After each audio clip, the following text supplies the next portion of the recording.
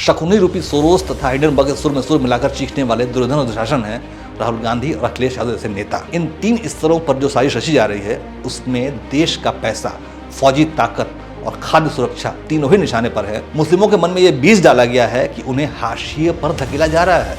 उनके खिलाफ प्रधानमंत्री और भाजपा के खिलाफ इतना बारूद भरा जा रहा है कि वो कभी भी ब्लास्ट कर सकता है। इस देश को लूटने खसोटने का मौका चाहिए तो सबसे पहले मोदी को खत्म करना पड़ेगा। अब आप इस गलतफहमी से निकलिए कि ऐसा मेरे साथ नहीं होगा। आपके खिलाफ चक्रव्यूह रचा जा चुका है।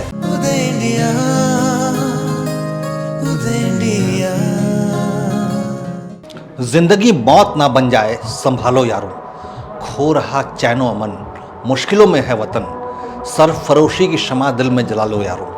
वैसे तो ये एक 25 साल पुराने फिल्मी गीत के बोल हैं, लेकिन इसमें जिस भाव और परिस्थितियों का वर्णन है, आज भारत उसी से जूझ रहा है। हमारा वतन मुश्किल में है, अमन और चैन खोता जा रहा है। ऐसे में हमारे और आपके जैसे आम लोगों के पास कोई और रास्ता नहीं बच रहा है। हमें अगर अपने देश को बचाना है तो सरफरोशी की शमा दिल में जलानी ही होगी, क्योंकि हमारा लोकतंत्र खतरे में है। जातिवादी और मजहब परस्त नेताओं और विदेशी साजिशकर्ताओं की लॉबी आपस की सांठ-गांठ करके पूरी ताकत से भारत को दंगों और युद्ध की आग में झोंकने के लिए षड्यंत्र कर रहे हैं। और उनकी साजिशों के खिलाफ सिर्फ एक योद्धा खड़ा है जिस पर पूरे देश की उम्मीदें टिकी हैं। वो हैं नरेंद्र दामोदर दास मोदी। आपको याद होगा चंद दिनों पहले राहुल गांधी ने संसद में खड़े होकर एक चक्रव्यूह का जिक्र किया था और खुद को अभिमन्यु साबित करने की कोशिश की थी। वो सही थे। वास्तव में चक्रव्यूह रचा जा रहा है, लेकिन वो चक्रव्यूह राहुल गांधी के खिलाफ नहीं है, बल्कि राहुल गांधी दुर्योधन की भूमिका में है।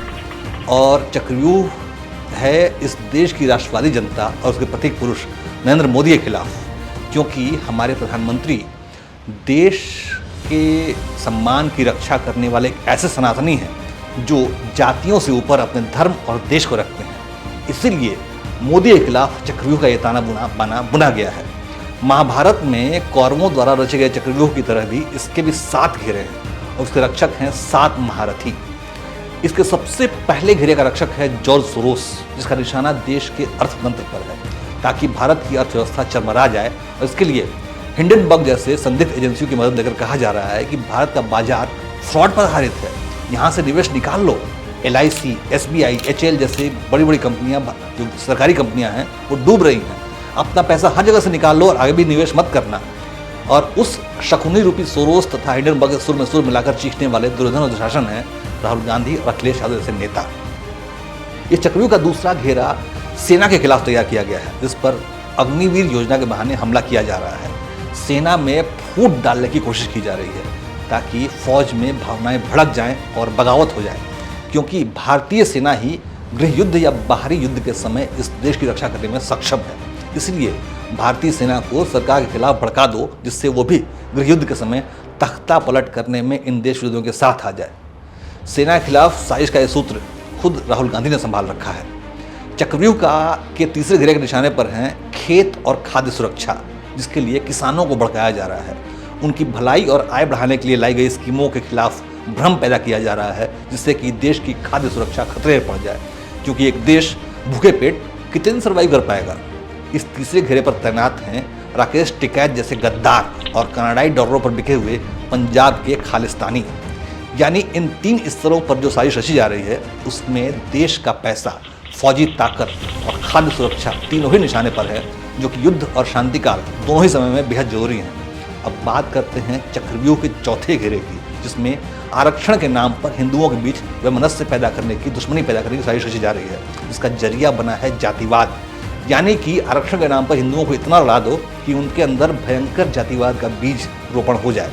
इससे जातियों के नाम पर बंटकर हिंदू खुद को ही खत्म कर दें। और 5वां घेरा है संविधान पर खतरे का, जिसका उदाहरण हम 2024 के चुनाव के दौरान देख चुके हैं। भारत के संविधान से लोगों की भावनाएं जुड़ी हुई हैं, इसीलिए राहुल गांधी ने लोकसभा चुनाव 2024 के दौरान संविधान के खतरे में होने का डर दिखाया और मोदी सरकार पर इसका दोषारोपण किया था। प्रधानमंत्री पर तानाशाही का आरोप लगाया गया था और इशारा किया गया था कि या तो इस सरकार को खत्म करो या फिर ये जनता के लिए बनाए गए संविधान को खत्म कर देगी। अब छठा घेरा है मुस्लिमों को भड़काने का, जिसके लिए CAA और NRC जैसे जरूरी कानूनों को बहाना बनाया गया। मुस्लिमों के मन में ये बीज डाला गया है कि उन्हें हाशिए पर धकेला जा रहा है। उनके खिलाफ प्रधानमंत्री और भाजपा के खिलाफ इतना बारूद भरा जा रहा है कि वो कभी भी ब्लास्ट कर सकता है। यही वजह है कि सभी सरकारी सुविधाओं का लाभ पहुंचाने के बाद भी अल्पसंख्यक इलाकों से भाजपा को वोट नहीं मिलता है। इस घेरे के लिए ओवैसी, तौकीर रज़ा जैसे कई कट्टरपंथी मौलानाओं को आगे किया गया है। चक्रव्यूह के 7वें घेरे के निशाने पर है देश की एकता, जिसके लिए भारत राष्ट्र की अवधारणा पर बार बार हमला किया जा रहा है। यही वजह है कि राहुल गांधी ने भारत को एक देश के बजाय राज्यों का संघ बताया है। देश को खंड खंड, टुकड़े टुकड़े करने की साजिश रची जा रही है। पूर्वोत्तर के राज्यों के मन में अलगाव की भावना भरी जा रही है। दक्षिण के राज्यों को भाषाई आधार पर भड़काया जा रहा है। बंगाल और केरल में इस्लामी निज़ाम की बात की जा रही है। चक्रव्यूह के इस घेरे की कमान ममता बनर्जी और स्टालिन जैसे क्षत्रिय नेताओं ने संभाल रखी है। यही है वो 7 घेरों का चक्रव्यूह जिसके खिलाफ PM मोदी लगातार जूझ रहे हैं। और उनकी ताकत है जनता का विश्वास। सिर्फ जनता के विश्वास के भरोसे मोदी इन राष्ट्र विरोधियों और विदेश षड्यंत्रकारियों से युद्ध कर रहे हैं। इसीलिए हर वो काम किया जा रहा है जिससे मोदी पर से जनता का भरोसा टूट जाए, क्योंकि वो जानते हैं, वो देश विरोधी अच्छी तरह जानते हैं कि अगर उन्हें इस देश को लूटने खसोटने का मौका चाहिए तो सबसे पहले मोदी को खत्म करना पड़ेगा। तभी तो मोदी के होने से साहस रखने वाले सनातनी संगठनों का बल खत्म होगा। मोदी समाप्त होगा तभी तो राष्ट्रवाद को अपराध घोषित किया जाएगा। मोदी खत्म होगा तभी तो बंगाल जैसी तानाशाही पूरे देश में लगाई जाएगी और मन की बात कहने पर बंगाल की एक लड़की की तरह घर से उसे उठा लिया जाएगा। सुप्रीम कोर्ट के जजों के घरों को घेर कर उन्हें इस्तीफा देने या फिर मनमाने फैसले कराने के लिए मजबूर किया जाएगा। और यकीन मानिए, जब आप विरोध करने के लिए सड़कों पर उतरेंगे तो आप पर जुल्म किया जाएगा और आपको ही अत्याचारी आताई भी बता दिया जाएगा। यदि आपको ये सब कपोल कल्पनाएं लग रही हैं तो जरा अपने बगल में देखिए बांग्लादेश का हाल। बताया जा रहा है कि वहाँ पर हिंदू थोड़ी मारे जा रहे हैं, वो तो शेख हसीना के समर्थक हैं, इसलिए उनका कत्ल जायज़ है। बांग्लादेश में हिंदुओं के दुकान मकान थोड़ी लूटे जा रहे हैं। बताया जा रहा है कि वो तो उन्होंने शेख हसीना के शासनकाल में बांग्लादेश की जनता से लूटा था, इसलिए उन्हें बर्बाद करना जायज़ है। पाकिस्तान की तरह हिंदू महिलाओं पर अमानवीय जुल्म करने वाले उसे मजहब का अपमान करने वाला बताकर इसे जस्टिफाई कर देंगे। ये सब अतिशयोक्ति नहीं है, अतिरंजित बातें नहीं है। आंखें खोलिए, गौर से देखिए। आज जो बांग्लादेश में हो रहा है वो बरसों पहले Pakistan, Iraq, Iran, Syria, Lebanon में हो चुका है और फ्रांस, इंग्लैंड जैसे देशों में अभी भी चल रहा है ये। अब आप इस गलतफहमी से निकलिए कि ऐसा मेरे साथ नहीं होगा। आपके खिलाफ चक्रव्यूह रचा जा चुका है। फिलहाल मोदी अभिमन्यु की तरह इससे जूझ रहे हैं।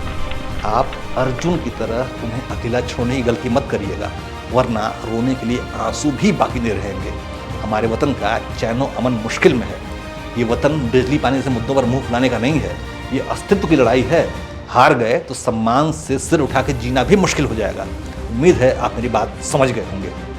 जय हिंद, जय भारत।